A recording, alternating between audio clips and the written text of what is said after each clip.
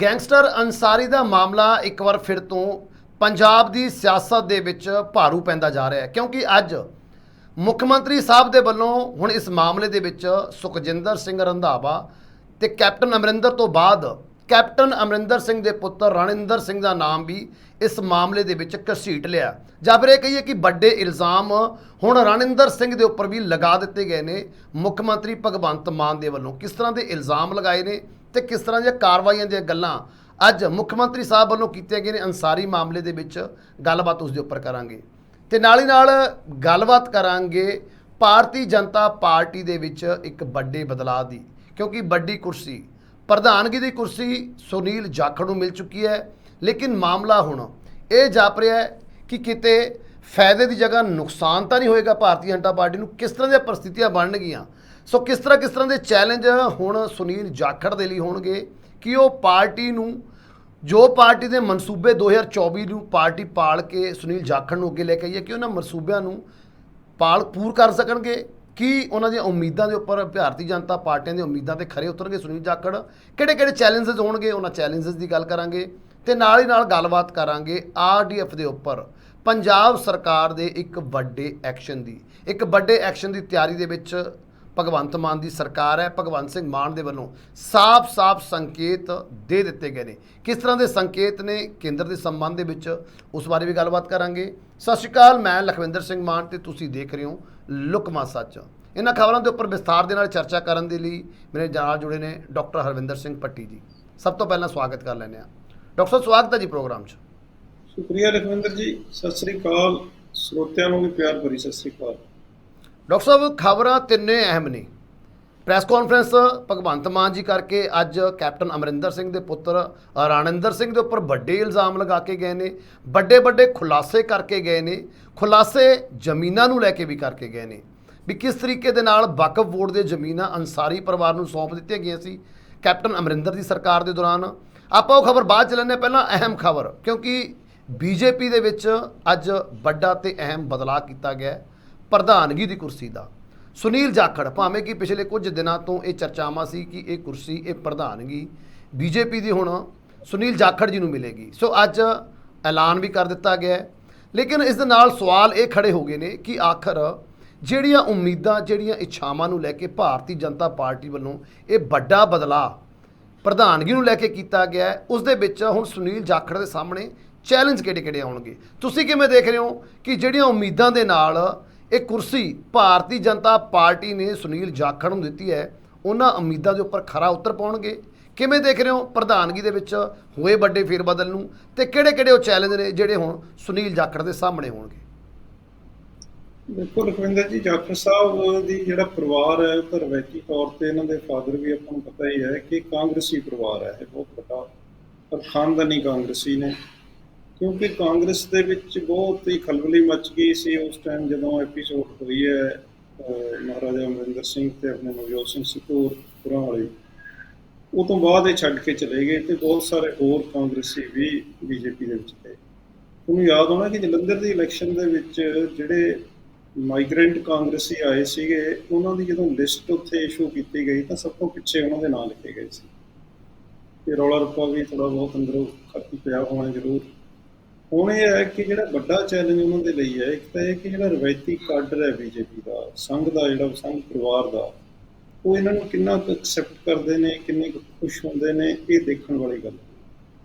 ਉਸੇ ਦੇ ਉੱਪਰ ਡਿਪੈਂਡ ਕਰਨਾ ਹੈ ਕਿ ਉਹ ਕਿੰਨੀ ਕੁ ਮੋਬਿਲਾਈਜ਼ ਕਰਦੇ ਨੇ ਜਿਹੜੀ ਕਮਿਊਨਿਟੀ ਦੀ ਵੋਟ ਹੈ ਖਾਸ ਕਰਕੇ।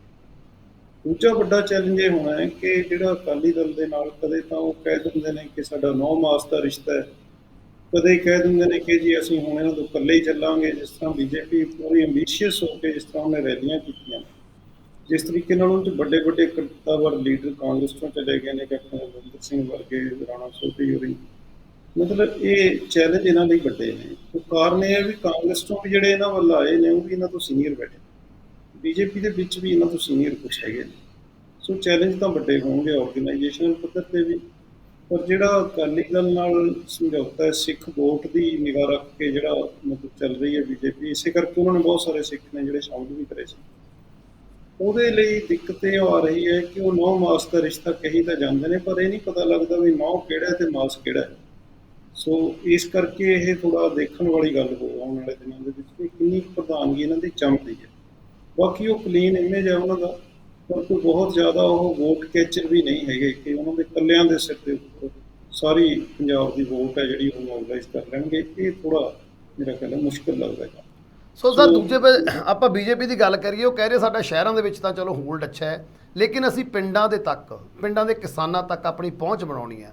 ਹੋ ਸਕਦਾ ਹੈ ਉਸ ਚੀਜ਼ ਨੂੰ ਲੈ ਕੇ ਇਹ ਬਦਲਾਅ ਕੀਤਾ ਹੋਵੇ, ਕਿਉਂਕਿ ਜਾਖੜ ਸਾਹਿਬ ਦਾ ਪਰਿਵਾਰ ਬੜੇ ਲੰਮੇ ਸਮੇਂ ਤੋਂ ਕਾਂਗਰਸ ਦੇ ਨਾਲ ਹੈ, ਵਿਚਰਦਾ ਰਿਹਾ ਗਾ, ਕਿਸਾਨਾਂ ਦੇ ਨਾਲ ਵਿਚਰਦਾ ਰਿਹਾ ਹੈ, ਉਹਨਾਂ ਦੇ ਹੱਕ ਦੇ ਵਿੱਚ ਵੀ ਬੋਲਦੇ ਰਹੇ। 3 ਕਾਣੇ ਕਾਨੂੰਨਾਂ ਵੇਲੇ ਦੀ ਗੱਲ ਕਰ ਸਕਦੇ ਆਪਾਂ। ਲੇਕਿਨ ਹੁਣ ਕੀ ਸੁਨੀਲ ਜਾਖੜ ਜੀ ਕਿਸਾਨਾਂ ਦੇ ਨਾਲ, ਜੋ ਹੁਣ ਤੱਕ ਆਪਾਂ ਦੇਖ ਰਹੇ ਜਿਸ ਤਰ੍ਹਾਂ ਦੇ ਹਾਲਾਤ ਬੀਜੇਪੀ ਤੇ ਕਿਸਾਨਾਂ ਦੇ ਨੇ, ਆਮਣੋ ਸਾਹਮਣੇ ਖੜ੍ਹਦੇ ਨਜ਼ਰ ਆਉਂਦੇ ਨੇ, ਕਿ ਹੁਣ ਸੁਨੀਲ ਜਾਖੜ ਜੀ ਇਹ ਰਵਾਇਤ ਨੂੰ ਤੋੜ ਦੇਣਗੇ ਕਿ ਕਿਸਾਨਾਂ ਨੂੰ ਬੀਜੇਪੀ ਦੇ ਵੱਲ ਆਕਰਸ਼ਿਤ ਕਰ ਸਕਣਗੇ? ਤੇ ਸਭ ਤੋਂ ਵੱਡਾ ਅਹਿਮ ਸਵਾਲ ਕਿ ਪਿੰਡਾਂ ਦੇ ਲੋਕਾਂ ਨੂੰ ਬੀਜੇਪੀ ਤੱਕ ਪਹੁੰਚਾਉਣ ਦੇ ਵਿੱਚ, ਬੀਜੇਪੀ ਨਾਲ ਜੋੜਨ ਦੇ ਵਿੱਚ ਕਿਸ ਤਰੀਕੇ ਦੇ ਨਾਲ ਹੁਣ ਸੁਨੀਲ ਜਾਖੜ ਜੀ ਭੂਮਿਕਾ ਨਿਭਾਉਣਗੇ? ਕਿ ਇਸ ਗੱਲ ਦੇ ਸક્ષਮ ਹੈਗੇ ਨੇ ਉਹ ਕਿ ਪਿੰਡਾਂ ਦੇ ਲੋਕਾਂ ਨੂੰ ਬੀਜੇਪੀ ਦੇ ਨੀਤੀਆਂ ਦੇ ਨਾਲ ਪ੍ਰਭਾਵਿਤ ਕਰ ਪਾਉਣ? ਦੇਖੋ, ਆਪ ਕਿਸਾਨੀ ਫੈਮਿਲੀ ਨੂੰ ਬਿਲੋਂਗ ਕਰਦੇ ਨੇ ਉਹ, ਤੇ ਜਿਹੜਾ ਮਲੋਟ ਬੋਰ ਦਾ ਇਲਾਕਾ ਹੈ ਉੱਧਰ ਕਾਫੀ ਉਸ ਤਰ੍ਹਾਂ ਦੇ ਮਤਲਬ ਹੋਰ ਕਿਸਾਨ ਹੈਗੇ ਨੇ ਜਿਨ੍ਹਾਂ 'ਚ ਉਹਦਾ ਬੇਸ ਹੈਗਾ। ਪਰ ਓਵਰਆਲ ਜੇ ਪੰਜਾਬ ਦੇ ਵਿੱਚ ਸਾਰੇ ਰੀਜਨਸ ਦੇ ਵਿੱਚ ਨਿਗਾਹ ਮਾਰੀ ਜਾਵੇ, ਮਤਲਬ ਮਾਲਵਾ, ਦੁਆਬਾ ਤੇ ਮਾਝਾ ਦੇ ਵਿੱਚ, ਉਹ ਮੇਰਾ ਖਿਆਲ ਹੈ ਕੋਈ ਉਹ ਐਡਾ ਵੱਡਾ ਉਹਨਾਂ ਦਾ ਪ੍ਰਭਾਵ ਜਿਹੜਾ ਖਾਸ ਕਰਕੇ ਕਿਉਂਕਿ ਸਿੱਖ ਕਿਸਾਨੀ ਜ਼ਿਆਦਾ ਹੈ, ਉਹ ਤਾਂ ਨਹੀਂ ਹੈ ਉਹ ਗੱਲ ਤਾਂ। ਪਰ ਫਿਰ ਵੀ ਕਿਉਂਕਿ ਕਿਸਾਨਾਂ ਦੇ ਹੱਕ 'ਚ ਬੋਲਦੇ ਰਹੇ ਨੇ, ਹਮੇਸ਼ਾ ਉਹਨਾਂ ਨੇ ਠੀਕ ਸਟੈਂਡ ਲਿਆ ਜ਼ਮੀਨ ਬਾਰੇ ਵੀ ਲਿਆ। ਸੋ ਇਹ ਹੋ ਸਕਦਾ ਕਿ ਥੋੜ੍ਹਾ ਜਿੰਨਾ ਫਰਕ ਪਵੇ। ਪਿਓਰ ਸ਼ਹਿਰੀ ਜਿਹੜੇ ਸੀ ਇਹਨਾਂ ਦੀ ਜਿਹੜੀ ਲੀਡਰਸ਼ਿਪ, ਉਹਦੇ ਨਾਲੋਂ ਸ਼ਾਇਦ ਇਹਨਾਂ ਦੀ ਕਮਿਊਨੀਕੇਸ਼ਨ ਕਿਸਾਨ ਕਮਿਊਨਿਟੀ ਦੇ ਨਾਲ, ਰੂਰਲ ਕਮਿਊਨਿਟੀ ਨਾਲ ਥੋੜ੍ਹੀ ਬੈਟਰ ਹੋਵੇ, ਕਿਉਂਕਿ ਆਪ ਇਹ ਰੂਰਲ ਏਰੀਏ ਤੋਂ ਆ। ਸਰ ਦੂਜੇ ਪਾਸੇ ਆਪਾਂ ਗੱਲ ਕਰੀਏ, ਵੈਸੇ ਤਾਂ ਜੋ ਆਰਡਰ ਆਉਂਦੇ ਨੇ, ਜੋ ਬੀਜੇਪੀ ਦੀ ਨੀਤੀ ਹੈ ਉਹ ਸੈਂਟਰ ਤੋਂ ਆਉਂਦੇ ਨੇ। ਹੁਣ ਸੈਂਟਰ ਤੋਂ ਹੁਕਮ ਆ ਗਏ ਨੇ, ਪ੍ਰਧਾਨਗੀ ਚਲੀ ਗਈ ਹੈ, ਜਾਂ ਉਹਨਾਂ ਦੀ ਪ੍ਰਧਾਨਗੀ ਦਾ ਅਹੁਦਾ ਖਾਲੀ ਕਰਵਾ ਲਿਆ ਗਿਆ। ਹਾਲਾਂਕਿ ਕੱਲ੍ਹ ਅਸ਼ਵਨੀ ਸ਼ਰਮਾ ਜੀ ਕਹਿੰਦੇ ਨਜ਼ਰ ਆਏ ਸੀ, ਮੈਂ ਅਸਤੀਫਾ ਦਿੱਤਾ, ਸਾਡੇ ਇਹ ਰਵਾਇਤ ਹੀ ਨਹੀਂ ਹੈਗੀ ਬੀਜੇਪੀ ਦੇ ਵਿੱਚ। ਚਲੋ ਪਾਰਟੀ ਦੇ ਜੋ ਨੀਤੀਆਂ ਸੀ ਉਸ ਦੇ ਅਕੋਰਡਿੰਗ ਲਾਂਭੇ ਕੀਤਾ ਗਿਆ, ਨਵੇਂ ਨੂੰ ਪ੍ਰਧਾਨ ਬਣਾ ਦਿੱਤਾ ਗਿਆ। ਪਰ ਸਵਾਲ ਇਹ ਹੈ, ਕਾਂਗਰਸ ਤੋਂ ਸਿਰਫ 1 ਸਾਲ ਪਹਿਲਾਂ ਬੀਜੇਪੀ ਦੇ ਵਿੱਚ ਸ਼ਾਮਿਲ ਹੋਏ ਸੁਨੀਲ ਜਾਖੜ ਨੂੰ ਟਕਸਾਲੀ ਬੀਜੇਪੀ ਦੇ ਜਿਹੜੇ ਵਰਕਰ ਨੇ, ਅਹੁਦੇਦਾਰ ਨੇ ਜਾਂ ਫਿਰ ਲੀਡਰ ਨੇ, ਕਿ ਆਪਣਾ ਆਗੂ ਮੰਨਣ ਦੇ ਲਈ ਇੰਨੀ ਜਲਦੀ ਤਿਆਰ ਹੋ ਜਾਣਗੇ? ਕਿਉਂਕਿ 2024 ਦੀਆਂ ਇਲੈਕਸ਼ਨ ਵੀ ਬਹੁਤੀਆਂ ਦੂਰ ਨਹੀਂ। ਕਿਤੇ ਖੋਰੇ ਦੀ ਜਗ੍ਹਾ ਜਿੱਥੇ ਕਾਂਗਰਸ ਨੂੰ ਖੋਰਾ ਲਾਉਣ ਨੂੰ ਫਿਰਦੇ ਤੇ, ਕਿਤੇ ਖੋਰਾ ਬੀਜੇਪੀ ਨੂੰ ਲੱਗ ਜੇ। ਇਸ ਤਰ੍ਹਾਂ ਵੀ ਹੋ ਸਕਦਾ ਕੁਝ? ਇਹਦਾ ਸੰਭਾਵਨਾ ਥੋੜ੍ਹੀ ਇਸ ਕਰਕੇ ਘੱਟ ਹੈ ਜੀ, ਕਿਉਂਕਿ ਬੀਜੇਪੀ ਬੇਸਿਕਲੀ ਅਰਬਨ ਪਾਰਟੀ ਹੈ ਤੇ ਬਿਜ਼ਨਸਮੈਨ ਨੇ ਉਹਦੇ ਵਿੱਚ ਜ਼ਿਆਦਾਤਰ। ਬਿਜ਼ਨਸਮੈਨ ਸਰਕਾਰ ਤੇ ਡਿਪੈਂਡੈਂਟ ਹੁੰਦੇ ਨੇ, ਬੀਜੇਪੀ ਕੋਲ ਸੱਤਾ ਹੈਗੀ ਹੈ ਸੈਂਟਰ ਦੇ ਵਿੱਚ। ਸੋ ਇਸ ਕਰਕੇ ਮੇਰਾ ਖਿਆਲ ਨਹੀਂ ਕਿ ਉਹ ਐਡਾ ਪੰਗਾ ਲੈਣਗੇ। ਇਹ ਰੂਰਲ ਜਿਹੜੀਆਂ ਪਾਰਟੀਆਂ, ਰੂਰਲ ਬੇਸ ਵਾਲੀਆਂ ਪਾਰਟੀਆਂ 'ਚ ਹੁੰਦਾ, ਜਿਵੇਂ ਰਾਜਾ ਵੜਿੰਗ ਨੂੰ ਲਾਉਣ ਨਾਲ ਜਿਹੜੇ ਸੀਨੀਅਰ ਬੰਦੇ ਸੀ ਬਾਗੀ ਹੋ ਗਏ ਕਾਂਗਰਸ ਦੇ ਵਿੱਚ, ਅਕਾਲੀਆਂ 'ਚ ਅੱਜ ਤੱਕ ਖਲਜਮ ਪਿਆ ਹੋਇਆ। ਪਰ ਕਿਉਂਕਿ ਸੱਤਾ ਪ੍ਰਸਤ ਲੋਕ ਹੁੰਦੇ ਨੇ ਆਮ ਤੌਰ 'ਤੇ, ਜਿਹੜੇ ਸਿਆਸਤਦਾਨ ਨੇ, ਸੱਤਾ ਉਹਨਾਂ ਕੋਲ ਸੈਂਟਰ 'ਚ ਹੈਗੀ ਹੈ, ਸੋ ਉਹਨਾਂ ਦੇ ਹਿੱਤ ਫਿਰ ਵੀ ਮਤਲਬ ਸੁਰੱਖਿਅਤ ਤਾਂ ਹੈਗੇ ਨੇ। ਪਰ ਜਿਹੜਾ ਬੀਜੇਪੀ ਦਾ ਪੰਜਾਬ ਦਾ ਪ੍ਰਧਾਨ ਹੁੰਦਾ, ਕੋਈ ਏਡੀ ਵੱਡੀ ਸ਼ਕਤੀ ਵੀ ਨਹੀਂ ਹੁੰਦੀ। ਆਪਾਂ ਜਾਣਦੇ ਹਾਂ ਕਿੰਨੇ ਸਾਰੇ ਬਣਾਏ ਨੇ, ਕਿੰਨੇ ਉਤਾਰੇ ਨੇ, ਉਹਨੇ ਕੋਈ ਖਾਸ ਕਦੇ ਪੰਗਾ ਨਹੀਂ ਪਿਆ। ਥੋੜ੍ਹਾ ਬਹੁਤ ਐਵੇਂ 1-2 ਦਿਨ ਦੇ ਮਨਮੁਟਾਵ ਤੋਂ ਬਾਅਦ ਫਿਰ ਜੱਫੀਆਂ ਪਾ ਕੇ ਉਹ ਮਤਲਬ ਕਮਲ ਦਾ ਜਿਹੜਾ ਗੁਣ ਗਾਉਣ ਲੱਗ ਜਾਂਦੇ ਨੇ। ਸੋ ਇੱਦਾਂ ਦੀ ਸੰਭਾਵਨਾ ਘੱਟ ਹੈ, ਅੰਦਰੋਂ ਅੰਦਰੀ ਬੇਸ਼ੱਕ ਹੋਵੇ ਪਰ ਬਹੁਤ ਜ਼ਿਆਦਾ ਨਹੀਂ ਹੈ ਇਸ ਤਰ੍ਹਾਂ ਦੀ ਗੱਲ। ਜੀ ਬਿਲਕੁਲ। ਚਲੋ ਸਰ, ਆਪਾਂ ਦੂਸਰੀ ਤੇ ਬੜੀ ਇੰਪੋਰਟੈਂਟ ਖਬਰ ਵੱਲ ਚੱਲਦੇ ਹਾਂ। ਗੱਲ ਕਰਾਂਗੇ ਗੈਂਗਸਟਰ ਮੁਖਤਾਰ ਅੰਸਾਰੀ ਦੇ ਲਈ, ਕਿਉਂਕਿ ਉਸ ਮਾਮਲੇ ਨੂੰ ਲੈ ਕੇ ਪੰਜਾਬ ਦੀ ਸਿਆਸਤ ਆਪਣੇ ਚਰਮ 'ਤੇ ਹੈ, ਪੂਰੀ ਗਰਮਾਈ ਹੋਈ ਹੈ। ਬਿਆਨ ਇੱਕ ਦੂਜੇ ਪ੍ਰਤੀ ਲਗਾਤਾਰ ਪ੍ਰਤੀਰੂਪ ਚੱਲ ਰਹੇ ਨੇ। ਤੇ ਹੁਣ ਇਸ ਦੇ ਵਿੱਚ ਜਿੱਥੇ ਪਹਿਲਾਂ ਸੁਖਜਿੰਦਰ ਸਿੰਘ ਰੰਧਾਵਾ ਦਾ ਨਾਮ ਗੂੰਜਿਆ ਸੀ, ਕੈਪਟਨ ਅਮਰਿੰਦਰ ਸਿੰਘ ਦੇ ਉੱਪਰ ਉਹਨਾਂ ਦਾ ਨਾਮ ਗੂੰਜਿਆ ਸੀ, ਹੁਣ ਇਸ ਮਾਮਲੇ ਦੇ ਵਿੱਚ ਇੱਕ ਨਵਾਂ ਨਾਮ ਜੁੜ ਗਿਆ, ਰਣਿੰਦਰ ਸਿੰਘ, ਕੈਪਟਨ ਅਮਰਿੰਦਰ ਸਿੰਘ ਦੇ ਬੇਟੇ। ਹੁਣ ਅੱਜ ਮੁੱਖ ਮੰਤਰੀ ਪੰਜਾਬ ਭਗਵੰਤ ਸਿੰਘ ਮਾਨ ਦੇ ਵੱਲੋਂ ਇਹ ਗੱਲ ਕਹੀ ਗਈ ਹੈ ਕਿ ਉਹ ਜਾ ਕੇ ਅੰਸਾਰੀ ਨੂੰ ਮਿਲਦੇ ਰਹੇ ਨੇ। ਕੈਪਟਨ ਸਾਹਿਬ ਪੁੱਛ ਲੈਣ ਕਿ ਉਹਨਾਂ ਦੇ ਬੇਟੇ ਨੂੰ ਕਿ ਉਹਨਾਂ ਦਾ ਕਿਸ ਤਰ੍ਹਾਂ ਦਾ ਹਿਸਾਬ ਕਿਤਾਬ ਸੀ, ਉਹਨਾਂ ਨਾਲ ਉਹ ਮਿਲਦੇ ਸੀ ਜਾਂ ਨਹੀਂ ਮਿਲਦੇ ਸੀ। ਤੇ ਨਾਲ ਇੱਕ ਜ਼ਮੀਨ ਦੀ ਗੱਲ ਵੀ ਕਰਕੇ ਗਏ ਨੇ ਕਿ ਉਸ ਬਾਬਤ ਜ਼ਮੀਨ ਹੈ ਇੱਕ ਜਿਹੜੀ ਕਹੀ ਜਾ ਰਹੀ ਹੈ ਕਿ ਅੰਸਾਰੀ ਸਾਹਿਬ ਦੇ ਬੇਟੇ ਤੇ ਉਹਨਾਂ ਦੇ ਭਤੀਜੇ ਦੇ ਨਾਮ ਤੇ ਹੈ। ਜ਼ਮੀਨ ਵਕਫ ਬੋਰਡ ਦੀ ਹੈ, ਰੋਪੜ ਦੀ ਇਹ ਵੀ ਘਟਨਾ ਵੀ ਰੋਪੜ ਇਲਾਕੇ ਦੇ ਵਿੱਚ ਜ਼ਮੀਨ ਹੈਗੀ। ਹੁਣ ਜ਼ਮੀਨ ਦੀ ਗੱਲ ਵੀ ਕੀਤੀ ਹੈ ਤੇ ਨਾਲ ਰਣਿੰਦਰ ਤੇ ਬੜੇ ਇਲਜ਼ਾਮ ਲਗਾਤੇ ਨੇ ਗੰਭੀਰ ਵੀ ਉਹਨਾਂ ਦੀ ਸੈਟਿੰਗ ਹੁੰਦੀ ਸਾਰੀ। ਉਹ ਪਤਾ ਕਰ ਲੈਣ ਕੈਪਟਨ ਸਾਹਿਬ ਵੀ ਉਹਨਾਂ ਦਾ ਬੇਟਾ ਕਿੰਨੀ ਵਾਰ ਜਾ ਕੇ ਮਿਲਦਾ ਰਿਹਾ ਅੰਸਾਰੀ ਜੀ ਨੂੰ। ਕਿਵੇਂ ਦੇਖ ਰਹੇ ਹੋ ਜਦੋਂ ਹੁਣ ਕੈਪਟਨ ਪਰਿਵਾਰ ਦੇ ਉੱਪਰ ਵੀ ਇਸ ਮਾਮਲੇ ਨੂੰ ਲੈ ਕੇ ਛੀਟਾ ਕਸੀ ਹੋਈ ਹੈ ਤੇ ਰਣਿੰਦਰ ਸਿੰਘ ਦਾ ਇਸ ਮਾਮਲੇ ਦੇ ਵਿੱਚ ਨਾਮ ਉਛਲਿਆ, ਕਿਵੇਂ ਦੇਖ ਰਹੇ ਹੋ ਇਸ ਪੂਰੇ ਮਾਮਲੇ ਨੂੰ? ਇਹਦੇ ਨਾਲ ਦੋ ਤਿੰਨ ਪੱਖ ਨੇ ਆਪਣੇ ਲਖਵਿੰਦਰ ਜੀ। ਦੇਖੋ, ਇੱਕ ਤਾਂ ਇਸ ਚੀਜ਼ ਦਾ ਸਿਆਸੀ ਪੱਖ ਹੈ, ਇੱਕ ਲੀਗਲ ਪੱਖ ਹੈ ਸਾਰੀ ਘਟਨਾ ਦਾ ਜਿੰਨੀ ਵੀ ਹੋਈ। ਇੱਕ ਪੱਖ ਹੈਗਾ ਇਹਦਾ ਪ੍ਰਚਾਰ ਵਾਲਾ। ਮੇਰਾ ਖਿਆਲ ਹੈ ਸਰਕਾਰ ਸਿਰਫ ਭੰਡੀ ਪ੍ਰਚਾਰ ਤੱਕ ਸੀਮਿਤ ਹੈ। ਪਹਿਲਾਂ ਆਪਾਂ ਚੰਨੀ ਦੇ ਕੇਸ ਵੀ ਦੇਖਿਆ, ਲੀਗਲੀ ਤੇ ਪੋਲੀਟੀਕਲੀ ਇਹ ਕੋਈ ਬਹੁਤ ਸਿਆਣੇ ਨਹੀਂ ਹਨ ਉਸ ਹਿਸਾਬ ਦੇ। ਲੀਗਲੀ ਦੇਖੋ ਇਹ ਹੈ ਕਿ ਸਾਰੀ ਦੁਨੀਆ ਨੂੰ ਪਤਾ ਹੈ ਬਹੁਤ ਸਾਰੇ ਪ੍ਰੋਗਰਾਮ ਲੋਕਾਂ ਨੇ ਕਰੇ ਨੇ। ਆਪਣੇ ਜਿਹੜੇ ਇਨਵੈਸਟੀਗੇਟਿਵ ਜਰਨਲਿਜ਼ਮ ਦੇ ਪੇਸ਼ ਰੱਖੀ ਜੀ ਨੇ, ਉਹਨੇ ਕਈ ਪ੍ਰੋਗਰਾਮ ਕਰੇ ਸੀ ਇਹਦੇ ਉੱਪਰ। ਮਤਲਬ ਉਸ ਜਿਹੜਾ ਮਾਫੀਆ ਡੌਨ ਸੀ ਉਹਨੂੰ ਇੱਥੇ ਲਿਆਂਦਾ ਗਿਆ, ਯੂਪੀ 'ਚ ਉਹਨੂੰ ਖਤਰਾ ਸੀ। ਇੱਕ ਝੂਠਾ ਕੇਸ ਖੜਾ ਕਰਕੇ ਉਹਨੂੰ ਜੇਲ੍ਹ 'ਚ ਰੱਖਿਆ ਗਿਆ, ਕੋਈ ਚਲਾਨ ਨਹੀਂ ਪੇਸ਼ ਕੀਤਾ ਗਿਆ, ਇਨਵੈਸਟੀਗੇਸ਼ਨ ਨਹੀਂ ਕੀਤੀ ਗਈ। ਪਰ ਉਹਨੇ ਪੰਜਾਬ ਦੇ ਵਿੱਚ ਜਾਂ ਨਾਰਥ ਇੰਡੀਆ ਦਾ ਜਿਹੜਾ ਮਾਫੀਆ ਗੈਂਗ ਨੇ ਉਹਨਾਂ ਨੂੰ ਇੱਥੇ ਬੈਠ ਕੇ ਪਾਲਿਆ ਇੱਕ ਹਿਸਾਬ ਦੇ ਨਾਲ। ਇਹ ਹੁਣ ਬਹੁਤ ਵੱਡੀ ਕ੍ਰਿਮੀਨਲ ਗੱਲ ਹੈ, ਬਹੁਤ ਵੱਡਾ ਇਹ ਮਤਲਬ ਚੋਂ ਨਿਕਲ ਸਕਦਾ ਸੀ। ਔਰ ਇਹ ਪਰਮਾਨੈਂਟਲੀ ਜਿਹੜੇ ਸ਼ਾਮਲ ਸੀ ਸਿਆਸਤਦਾਨ ਉਹਨਾਂ ਦਾ ਕੈਰੀਅਰ ਖਰਾਬ ਕਰ ਸਕਦਾ ਸੀ। ਪਰ ਇਹ ਨਹੀਂ ਕਰ ਰਹੇ ਕੁਛ ਵੀ। ਇਹਨਾਂ ਨੇ ਸਿਰਫ ਰੌਲਾ ਰੱਪੇ ਤੋਂ ਬਿਨਾਂ ਪਹਿਲਾਂ 55 ਲੱਖ ਕਿਹਾ, ਕੱਲ੍ਹ ਉਹ ਘਟ ਕੇ 17 ਲੱਖ ਹੋ ਗਿਆ। ਹੁਣ ਉਹ ਸੁੱਖੀ ਰੰਧਾਵਾ ਨੇ ਆਪਣੇ ਜੇਲ੍ਹ ਮੰਤਰੀ ਸੀ ਜਿਹੜੇ, ਉਹਨਾਂ ਨੇ ਕਿਹਾ ਕਿ ਮੈਂ ਡਿਫੇਮੇਸ਼ਨ ਦਾ ਕੇਸ ਕਰੂੰਗਾ। ਔਰ ਉਹ ਕਰਨਗੇ, ਮੈਂ ਤੁਹਾਨੂੰ ਦੱਸਾਂ, ਇਹਨਾਂ ਨੂੰ ਘੜੀਸਣਗੇ ਕਿਉਂਕਿ ਬਹੁਤ ਹੀ ਗੈਰ ਜ਼ਿੰਮੇਵਾਰ ਤਰੀਕੇ ਦੇ ਨਾਲ ਚੱਲ ਰਹੇ ਨੇ। ਨਾ ਇਹਨਾਂ ਨੇ ਕੋਈ ਇਨਕੁਆਇਰੀ ਕਰਾਈ ਹੈ। ਉਹਨੇ ਮਿਸਟਰ ਰੰਧਾਵਾ ਨੇ ਇਹ ਵੀ ਗੱਲ ਕਹੀ ਕਿ ਜਿਹਦੇ ਨਾਂ ਹੇਠ ਜਿਹੜੀ ਤੁਸੀਂ ਕਹਿੰਦੇ ਹੋ ਜਾਲੀ FIR ਹੋਈ ਸੀਗੀ, ਅੱਜ ਮਾਨ ਸਾਹਿਬ ਨੇ ਵੀ ਕਹਿਤਾ ਵੀ ਉਹ ਕੇਸ ਤਾਂ ਐਵੇਂ ਕਿਵੇਂ ਸੀਗਾ। ਉਹ ਜਿਹੜਾ ਡ੍ਰੀਮਲੈਂਡ ਹਾਈਟਸ ਵਾਲਾ ਜਿਹੜਾ ਕੋਈ ਮਿਸਟਰ ਜਿੰਦਲ ਹੈਗਾ ਰੀਅਲੇਟਰ, ਉਹਦੇ ਨਾਂ ਹੇਠ ਹੋਈ ਸੀ ਕਿ ਉਦੋਂ ਫਰੌਤੀ ਮੰਗੀ ਗਈ ਸੀ। ਉਹ ਹੁਣ ਅੱਜ ਕੱਲ੍ਹ ਇਹਨਾਂ ਦੇ ਨਾਲ ਹੈ, ਉਹਦੇ ਉੱਪਰ ਇਹ ਹੱਥ ਨਹੀਂ ਪਾ ਸਕਦੇ। ਜਿਹੜੇ ਪੁਲਿਸ ਅਫੀਸਰ ਉਸ ਟਾਈਮ ਸੀਗੇ ਮੋਹਾਲੀ ਦੇ ਵਿੱਚ, ਉਹ ਇਹਨਾਂ ਦੇ ਨਾਲ ਨੇ, ਉਹਨਾਂ ਨੂੰ ਇਹ ਕੁਝ ਨਹੀਂ ਕਹਿ ਸਕਦੇ। ਸੋ ਡਾਕਟਰ ਸਾਹਿਬ, ਇਸ ਮਾਮਲੇ 'ਚ ਇਹ ਵੀ ਗੱਲ ਸਾਹਮਣੇ ਆਈ ਹੈਗੀ ਵੀ ਚਾਰਜ ਸ਼ੀਟ ਵੀ ਉਸ ਮਾਮਲੇ 'ਚ ਦਾਖਲ ਕਰ ਦਿੱਤੀ ਗਿਆ, ਜਿਸ ਮਾਮਲੇ ਦੇ ਵਿੱਚ ਅੰਸਾਰੀ ਨੂੰ ਗ੍ਰਿਫਤਾਰ ਕਰਕੇ ਰੋਪੜ ਦੀ ਜੇਲ੍ਹ 'ਚ ਰੱਖਿਆ ਗਿਆ ਸੀ। ਇਹ ਵੀ ਗੱਲ ਸਾਹਮਣੇ ਆਈ ਵੀ ਚਾਰਜ ਸ਼ੀਟ ਵੀ ਹੋ ਚੁੱਕੀ ਹੈ ਉਸ ਮਾਮਲੇ 'ਚ। ਚਾਰਜ ਸ਼ੀਟ ਕਦੋਂ ਹੋਈ ਲਖਵਿੰਦਰ ਜੀ? ਉਹ 90 ਦਿਨਾਂ 'ਚ ਹੋਣੀ ਹੁੰਦੀ ਹੈ, ਉਹ ਨਹੀਂ ਸੀ ਹੋਈ ਉਸ ਟਾਈਮ। ਇਸ ਕਰਕੇ ਯੂਪੀ ਗੌਰਮੈਂਟ ਸੁਪਰੀਮ ਕੋਰਟ ਦੇ ਵਿੱਚ ਗਈ। ਸੁਪਰੀਮ ਕੋਰਟ ਦੇ ਲਈ ਫਿਰ ਅਸੀਂ ਹਾਇਰ ਕੀਤੇ ਵਕੀਲ ਜਿਨ੍ਹਾਂ ਦੀਆਂ ਫੀਸਾਂ ਦਾ ਰੌਲਾ ਪੈ ਰਿਹਾ, ਦੁਸ਼ਯੰਤ ਦਵੇ ਜੀ ਦਾ। ਸਾਡਾ ਜਿਹੜਾ ਲੀਗਲ ਰਿਮੈਂਬਰੈਂਸ ਦਾ ਡਿਪਾਰਟਮੈਂਟ ਹੈ, ਉਹਨਾਂ ਨੇ ਕੰਮ ਕੀਤਾ। ਉਹਨਾਂ ਦੇ ਕਿਸੇ ਮੁਲਾਜ਼ਮ ਨੂੰ ਹੱਥ ਨਹੀਂ ਪਾ ਸਕਦੇ। ਸੋ ਐਵੇਂ ਹੀ ਹਵਾ ਦੇ ਵਿੱਚ ਤੀਰ ਚਲਾਉਣ ਦੇ ਨਾਲ, ਫੋਕੇ ਫਾਇਰ ਕਰਨ ਦੇ ਨਾਲ ਨਾ ਇਹ ਅਮਰਿੰਦਰ ਸਿੰਘ ਦਾ ਕੁਝ ਵਿਗਾੜ ਸਕਣਗੇ, ਨਾ ਰੰਧਾਵਾ ਸਾਹਿਬ ਦਾ ਵਿਗਾੜ ਸਕਣਗੇ। ਹੁਣ ਉਹਦੇ ਪਰਿਵਾਰ ਨੂੰ ਲੈ ਜਾਂਦਾ ਕਿ ਜੀ ਤੁਸੀਂ ਤਾਂ ਨਹੀਂ ਮਿਲੇ, ਰਾਣਿੰਦਰ ਬੜੀ ਮਾਰ ਉਹਦੇ ਨਾਲ ਮਿਲਿਆ। ਇਸ ਗੱਲ ਦਾ ਪ੍ਰੋਬਲਮ ਇਹ ਹੈ ਵੀ ਸਬੂਤ ਕੀ ਹੈ, ਪਹਿਲੀ ਗੱਲ। ਦੂਜੀ ਗੱਲ, ਇਹਦੇ 'ਚ ਕ੍ਰਿਮੀਨੈਲਿਟੀ ਕਿੱਥੋਂ ਆ ਗਈ? ਮਤਲਬ ਤੁਸੀਂ ਐਵੇਂ ਇੱਧਰਲੀਆਂ ਉੱਧਰਲੀਆਂ ਕੱਢ ਕੇ ਜੀ ਵਕਫ ਬੋਰਡ ਦੀ ਜ਼ਮੀਨ ਹੈ। ਜੇ ਵਕਫ ਬੋਰਡ ਦੀ ਜ਼ਮੀਨ ਕਿਸੇ ਨੇ ਖਰੀਦੀ ਹੈ ਤੇ ਉਹਨਾਂ ਕੋਲ ਕਾਗਜ਼ ਨੇ, ਚਾਹੇ ਉਹ ਕਿਸੇ ਗੈਂਗਸਟਰ ਦੇ ਮਤਲਬ ਰਿਸ਼ਤੇਦਾਰ ਕਿਉਂ ਨਾ ਹੋਣ, ਤੁਹਾਨੂੰ ਕਚਹਿਰੀਆਂ 'ਚ ਘੜੀਸਣੇ ਪੈਣਗੇ। ਤੁਹਾਡੇ ਕੋਲ ਗਰਾਊਂਡ ਵਰਕ ਹੈ ਨਹੀਂ। ਗਰਾਊਂਡ ਵਰਕ ਇਸ ਕਰਕੇ ਨਹੀਂ ਹੈ ਕਿ ਜਿਹੜੇ ਲੋਕ ਉਸ ਟਾਈਮ ਉਸ ਸਰਕਾਰ ਨਾਲ ਸ਼ਾਮਲ ਸੀ ਅੰਸਾਰੀ ਨੂੰ ਲਿਆਉਣ ਦੇ ਵਿੱਚ, ਉਹ ਵੀ ਤੁਹਾਡੇ ਫੇਵਰੇਟ ਨੇ।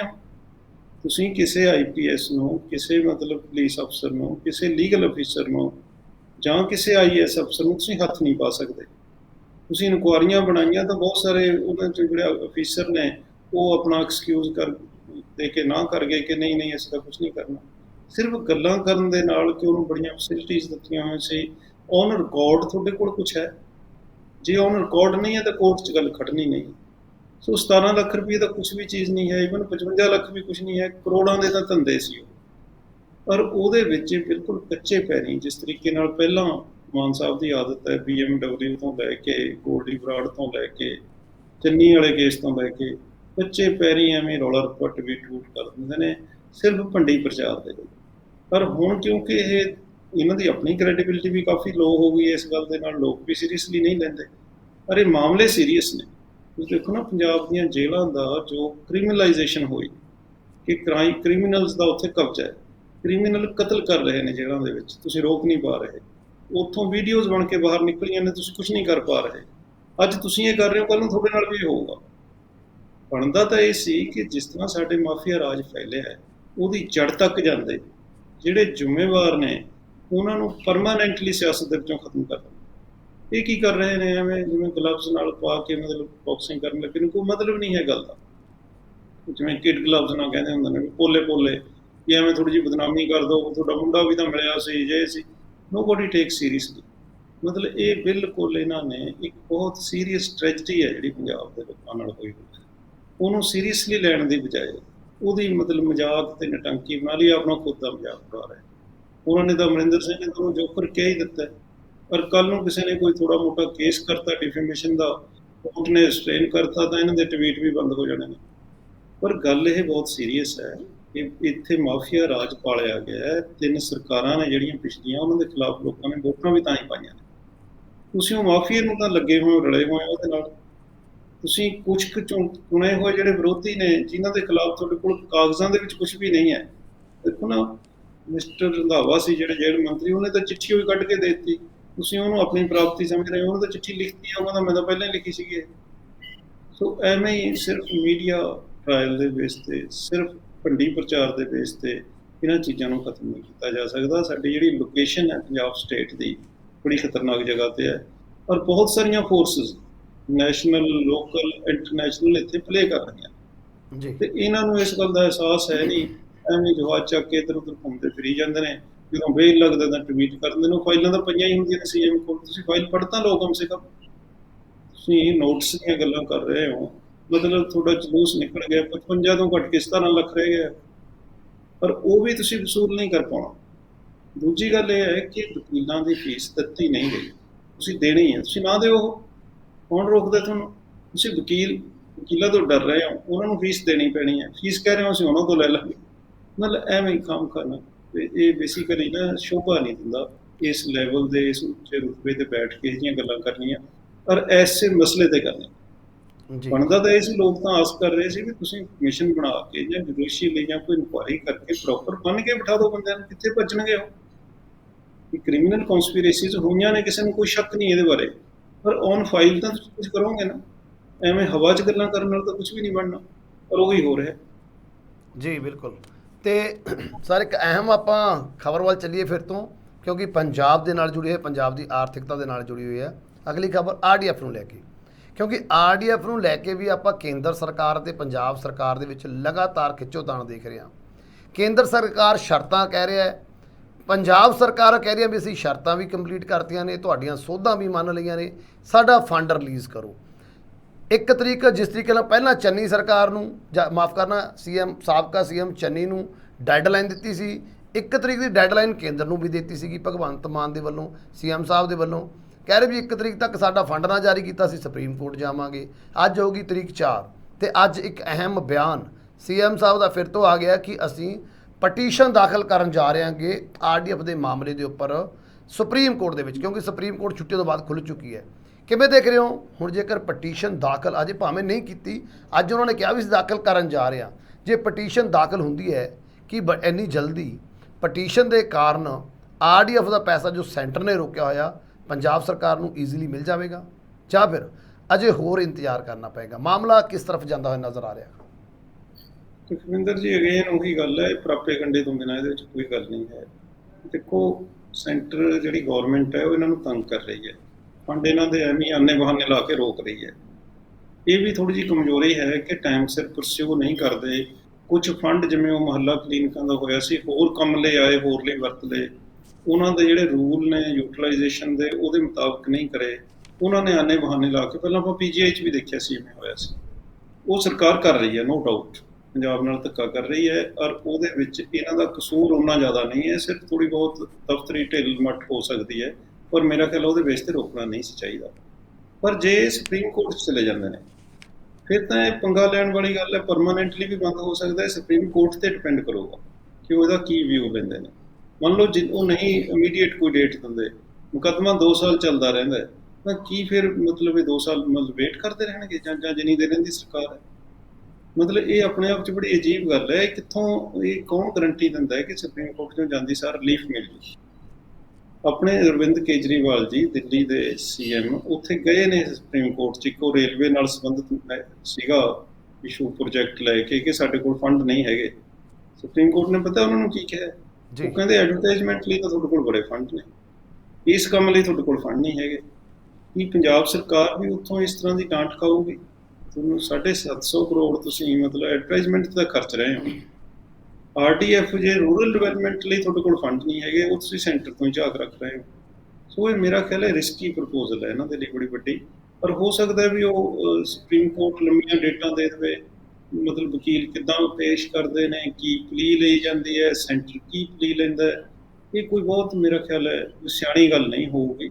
ਪਰ ਕਿਉਂਕਿ ਇਹ ਤਾਂ ਗਵਰਨਰ ਦੇ ਖਿਲਾਫ ਵੀ ਚਲੇ ਗਏ ਸੀ ਸੁਪਰੀਮ ਕੋਰਟ ਦੇ ਵਿੱਚ, ਔਰ ਸੁਪਰੀਮ ਕੋਰਟ ਨੇ ਜੋ ਫੈਸਲਾ ਕਰਿਆ ਉਹ ਵੀ ਆਪਾਂ ਨੂੰ ਪਤਾ ਹੀ ਹੈ। ਸਰ ਪਰ ਇਹ ਤਾਂ ਕਿ ਸਾਡੇ ਕੋਲ ਆਧਾਰ ਬੜੇ ਮਜ਼ਬੂਤ ਨੇ ਕਿ ਇਹ ਕਹਿ ਰਹੇ ਨਜ਼ਰ ਆ ਰਹੇ ਨੇ ਵੀ ਅਸੀਂ ਨੇ ਪਿਊਸ਼ ਗੋਇਲ ਜੀ ਸੈਂਟਰ ਮਿਨਿਸਟਰ ਦੇ ਨਾਲ ਕਈ ਵਾਰ ਇਸ ਮਾਮਲੇ ਨੂੰ ਲੈ ਕੇ ਗੱਲਬਾਤ ਕੀਤੀ ਹੈ, ਅਸੀਂ ਉਹਨਾਂ ਨੂੰ ਚਿੱਠੀਆਂ ਵੀ ਲਿਖੀਆਂ ਨੇ, ਅਸੀਂ ਜੋ ਉਹਨਾਂ ਨੇ ਸੋਧਾਂ ਕਹੀਆਂ ਸੀ ਅਸੀਂ ਉਹ ਸੋਧਾਂ ਵੀ ਕੀਤੀਆਂ ਨੇ, ਵੀ ਉਸ ਦੇ ਬਾਵਜੂਦ ਵੀ ਸਾਡੇ ਨਾਲ ਇਹ ਕਿਉਂ ਹੋ ਰਿਹਾ ਹੈਗਾ, ਇਹਨਾਂ ਧੱਕਾ ਕਿਉਂ ਹੋ ਰਿਹਾ, ਸੈਂਟਰ ਧੱਕਾ ਕਿਉਂ ਕਰ ਰਿਹਾ, ਉਹ ਵੀ ਗੱਲ ਲੈ ਕੇ ਸਾਹਮਣੇ ਆ ਰਹੇ ਨੇ ਕਿ ਇਹ ਗੱਲ ਵੀ ਕਹਾਂਗੇ ਵੀ ਜੋ ਨਾਨ ਬੀਜੇਪੀ ਰੂਲਿੰਗ ਸਟੇਟਸ ਨੇ ਉਹਨਾਂ ਨਾਲ ਜ਼ਿਆਦਾ ਧੱਕਾ ਹੁੰਦਾ ਗਾ, ਅਸੀਂ ਇਹ ਆਧਾਰ ਵੀ ਉੱਥੇ ਰੱਖਾਂਗੇ। ਇਹਨਾਂ ਆਧਾਰਾਂ ਦੀ ਗੱਲ ਕਰਦੇ ਹੋਏ ਨਜ਼ਰ ਆ ਰਹੇ ਵੀ ਇਹਨਾਂ ਆਧਾਰਾਂ ਦੇ ਉੱਪਰ ਅਸੀਂ ਪਟੀਸ਼ਨ ਕਰਾਂਗੇ। ਫਿਰ ਕੀ ਇਹ ਆਧਾਰ ਮੰਨਦੇ ਹੋਏ ਕੋਈ ਬੜੀ ਜਲਦੀ ਰਿਲੀਫ ਮਿਲਦਾ ਨਜ਼ਰ ਆ ਰਿਹਾ ਹੈ? ਕਿਉਂਕਿ ਕਹਿੰਦੇ ਅਸੀਂ ਮੀਟਿੰਗਾਂ ਦੀ ਗੱਲ ਕਰਾਂਗੇ ਵੀ ਅਸੀਂ ਮੀਟਿੰਗਾਂ ਦੇ ਵਿੱਚ ਮੁੱਦਾ ਚੱਕਿਆ ਸੀ, ਸਾਨੂੰ ਉੱਥੇ ਇਹਨਾਂ ਨੇ ਕਿਹਾ ਵੀ ਸੀਗਾ, ਸਾਡੇ ਕੋਲ ਮੰਨੇ ਨੇ ਵੀ ਹਾਂ ਤੁਹਾਨੂੰ ਰਿਲੀਜ਼ ਕਰ ਦਾਂਗੇ, ਮੰਤਰੀਆਂ ਦੀ ਗੱਲ ਕਰ ਰਹੇ ਨੇ, ਅਧਿਕਾਰੀਆਂ ਦੀ ਗੱਲ ਕਰ ਰਹੇ ਨੇ। ਸੋ ਇਹ ਆਧਾਰ ਬਣਾ ਕੇ ਚੱਲ ਰਹੇ ਨੇ ਕਿ ਇਸ ਆਧਾਰ ਦੇ ਉੱਪਰ ਪੰਜਾਬ ਸਰਕਾਰ ਨੂੰ ਰਿਲੀਫ ਮਿਲ ਸਕਦੀ ਹੈ ਹੁਣ? ਨਹੀਂ, ਗੱਲ ਤਾਂ ਦੇਖੋ ਠੀਕ ਹੈ ਇਹਨਾਂ ਦੀ, ਜਿਸ ਤਰ੍ਹਾਂ ਮੋਹਾਲੀ ਦੇ ਵਿੱਚ ਕ੍ਰਿਕਟ ਦਾ ਵੀ ਹੋਇਆ, ਮਤਲਬ ਸੈਂਟਰ ਧੱਕਾ ਤਾਂ ਕਰ ਰਿਹਾ, ਇਹ 'ਚ ਕੋਈ ਡਾਊਟ ਨਹੀਂ ਹੈ। ਪਰ ਸੁਪਰੀਮ ਕੋਰਟ ਤੋਂ ਰਿਲੀਫ ਲੈਣੀ ਹੈ ਜਿਹੜੀ, ਉਹ ਸਿਰਫ ਗੱਲਾਂ ਬਾਤਾਂ ਨਾਲ ਨਹੀਂ ਮਿਲਦੀ। ਕੇਸ ਕਿਹੜੇ ਵਕੀਲ ਕਰਦੇ ਨੇ, ਕਿੰਨੀ ਅੱਛੀ ਪ੍ਰੈਜੈਂਟੇਸ਼ਨ ਹੁੰਦੀ ਹੈ, ਫੈਕਟ ਕੀ ਨੇ, ਕਿਉਂਕਿ ਉਹ ਵੀ ਉਸ ਤਰ੍ਹਾਂ ਦੇ ਵਕੀਲ ਕਰਕੇ ਆਉਣਗੇ। ਮੀਟਿੰਗਾਂ ਦੇ ਵਿੱਚ ਜੋ ਹੋਇਆ ਹੈ, ਮੀਟਿੰਗਾਂ 'ਚ ਕੋਈ ਇਹਨਾਂ ਦੇ ਨਾਲ 100% ਤਾਂ ਵਾਅਦਾ ਹੋਇਆ ਨਹੀਂ ਹੋਣਾ। ਉਹਨਾਂ ਨੇ ਕਿਹਾ ਜੀ ਸ਼ਰਤਾਂ ਲਾਈਆਂ ਸੀ, ਉਹ ਕਹਿਣਗੇ ਇਹਨਾਂ ਨੇ ਸ਼ਰਤਾਂ ਪੂਰੀਆਂ ਨਹੀਂ ਕੀਤੀਆਂ ਜਾਂ ਉਸ ਤਰੀਕੇ ਨਾਲ ਨਹੀਂ ਕਰੀਆਂ। ਮੈਂ ਲਟਕੂਗਾ ਤਾਂ ਮਾਮਲਾ ਨਾ ਹੋ ਅਸਲ ਦੇ ਵਿੱਚ। ਪਰ ਇਹ ਕੋਈ ਗਰੰਟੀ ਨਹੀਂ ਹੈ ਕਿ ਸੁਪਰੀਮ ਕੋਰਟ ਬਹੁਤ ਸਿੰਪਥੈਟਿਕਲੀ ਇਹਨਾਂ ਦੇ ਨਾਲ ਚੱਲੇ। ਇਹ ਮਤਲਬ ਇਹ ਹੈ ਵੀ ਪ੍ਰੋਪੇਗੈਂਡਾ ਕਰਦੇ ਰਹਿਣਗੇ, ਸਾਨੂੰ ਪੈਸੇ ਨਹੀਂ ਮਿਲ ਰਹੇ, ਸਾਨੂੰ ਤਾਂ ਕੋਰਟਾਂ 'ਚ ਧੱਕੇ ਖਾਣੇ ਪੈ ਰਹੇ ਨੇ, ਉਹ ਉਸ ਖਾਤੇ 'ਚ ਜ਼ਰੂਰ ਪਾਈ ਰੱਖਣਗੇ। ਹੋਰ ਇਹਦਾ ਮੇਰਾ ਖਿਆਲ ਹੈ ਜ਼ਿਆਦਾ ਵੈਲਿਊ ਨਹੀਂ ਲੱਗ ਰਹੀ। ਬਿਲਕੁਲ ਜੀ, ਚਲੋ ਆਉਣ ਵਾਲੇ ਕੁਝ ਦਿਨਾਂ 'ਚ ਕਲੀਅਰ ਹੋ ਜਾਏਗਾ। ਪਹਿਲਾਂ ਤਾਂ ਕਲੀਅਰ ਇਹ ਹੋ ਜਾਏਗਾ ਸ਼ਾਇਦ ਕੱਲ੍ਹ ਜਾਂ ਪਰਸੋਂ ਤੱਕ ਵੀ ਕੀ ਪਟੀਸ਼ਨ ਦਾਖਲ ਕਰ ਦਿੱਤੀ ਗਈ ਹੈ ਕਿ ਸੁਪਰੀਮ ਕੋਰਟ ਦਾ ਸਹਾਰਾ ਲੈਣਾ ਪੈ ਰਿਹਾ ਆਰਡੀਐਫ ਨੂੰ, ਕਿਉਂਕਿ ਉਹ ਕਹਿ ਰਹੇ ਨੇ ਪਹਿਲਾਂ ਵੀ ਸਾਨੂੰ ਵਿਧਾਨ ਸਭਾ ਦੇ ਸੈਸ਼ਨ ਸੱਦਣ ਦੇ ਲਈ ਵੀ ਸੁਪਰੀਮ ਕੋਰਟ ਦਾ ਸਹਾਰਾ ਲੈਣਾ ਪਿਆ ਸੀ, ਕਿਉਂਕਿ ਉਹਨਾਂ ਦੇ ਵੱਲੋਂ ਅਪੁਆਇੰਟ ਕੀਤੇ ਗਏ, ਨਿਯੁਕਤ ਕੀਤੇ ਗਏ ਰਾਜਪਾਲ ਸਾਹਿਬ ਸਾਡੇ ਨਾਲ ਧੱਕਾ ਕਰਦੇ ਨੇ। ਇਹ ਵੀ ਆਧਾਰ ਦੀ ਗੱਲ ਕਰਦੇ ਸੀ। ਸੋ ਕਿ ਇਹਨਾਂ ਆਧਾਰਾਂ ਦੇ ਉੱਪਰ ਹੁਣ ਪੰਜਾਬ ਸਰਕਾਰ ਨੂੰ ਆਰਡੀਐਫ ਮਾਮਲੇ ਦੇ ਉੱਪਰ ਰਿਲੀਫ ਮਿਲਦੀ ਹੈ ਕਿ ਇਹ ਕਰੋੜਾਂ ਰੁਪਇਆ ਜੋ ਪੰਜਾਬ ਸਰਕਾਰ ਦਾ ਸੈਂਟਰ ਦੇ ਵੱਲ ਰੋਕਿਆ ਹੋਇਆ, ਜਿਹਦੇ ਉੱਪਰ ਆਪਣਾ ਹੱਕ ਸਮਝਦੇ ਨੇ ਵੀ ਪੰਜਾਬ ਦਾ ਪੈਸਾ ਪੰਜਾਬ ਨੂੰ ਮਿਲਣਾ ਚਾਹੀਦਾ, ਕਿ ਸੁਪਰੀਮ ਕੋਰਟ ਦੇ ਵਿੱਚ ਪਹੁੰਚਣ ਨਾਲ, ਪਟੀਸ਼ਨ ਪਾਉਣ ਨਾਲ ਬੜੀ ਜਲਦੀ ਇਹ ਪੈਸਾ ਮਿਲੇਗਾ ਜਾਂ ਫਿਰ ਨਹੀਂ। ਇਹ ਹੁਣ ਇੱਕ ਚਿੰਤਾ ਦਾ ਵਿਸ਼ਾ ਹੈਗਾ ਪੰਜਾਬ ਸਰਕਾਰ ਦੇ ਲਈ, ਕਿਉਂਕਿ ਆਰਥਿਕਤਾ ਦੇ ਉੱਪਰ ਵੱਡੀ ਸੱਟ ਆਰਡੀਐਫ ਦਾ ਫੰਡ ਪੰਜਾਬ ਸਰਕਾਰ ਨੂੰ ਨਾ ਮਿਲਣਾ, ਕਿਸ ਤਰ੍ਹਾਂ ਦੇ ਹਾਲਾਤ ਬਣਨਗੇ ਇਹ ਹੁਣ ਵੇਖਣ ਵਾਲੀ ਗੱਲ ਹੋਵੇਗੀ। ਸੋ ਡਾਕਟਰ ਸਾਹਿਬ, ਤੁਸੀਂ ਗੱਲਬਾਤ ਕਰਨ ਦੇ ਲਈ ਸਾਡੇ ਨਾਲ ਜੁੜੇ ਹੋਣ ਲਈ ਤੁਹਾਡਾ ਬਹੁਤ ਬਹੁਤ ਧੰਨਵਾਦ। ਸ਼ੁਕਰੀਆ ਲਖਵਿੰਦਰ ਜੀ, ਸਰੋਤਿਆਂ ਦਾ ਵੀ ਬਹੁਤ ਬਹੁਤ ਸ਼ੁਕਰੀਆ, ਥੈਂਕ ਯੂ। ਸੋ ਇਸ ਸਨ ਡਾਕਟਰ ਹਰਵਿੰਦਰ ਸਿੰਘ ਭੱਟੀ ਸਾਹਿਬ, ਜਿਨ੍ਹਾਂ ਵੱਲੋਂ ਇਹਨਾਂ ਖਬਰਾਂ ਦੇ ਉੱਪਰ ਵਿਸਥਾਰ ਦੇ ਨਾਲ ਚਰਚਾ ਕੀਤੀ ਗਈ ਹੈ। ਤੁਹਾਨੂੰ ਚਰਚਾ ਕਿਵੇਂ ਲੱਗੀ ਕਮੈਂਟ ਕਰਕੇ ਜ਼ਰੂਰ ਦੱਸਿਆ ਕਰੋ, ਕਿਉਂਕਿ ਤੁਹਾਡੇ ਕਮੈਂਟ ਸਾਡੇ ਲਈ ਬਹੁਤ ਕੀਮਤੀ ਨੇ, ਤੁਹਾਡੇ ਸੁਝਾਅ ਸਾਡੇ ਲਈ ਬਹੁਤ ਕੀਮਤੀ ਨੇ। ਅਗਲੇ ਪ੍ਰੋਗਰਾਮ ਵਿੱਚ ਫਿਰ ਤੋਂ ਹੋਏਗੀ ਮੁਲਾਕਾਤ, ਉਦੋਂ ਤੱਕ ਦਿਓ ਇਜਾਜ਼ਤ, ਧੰਨਵਾਦ।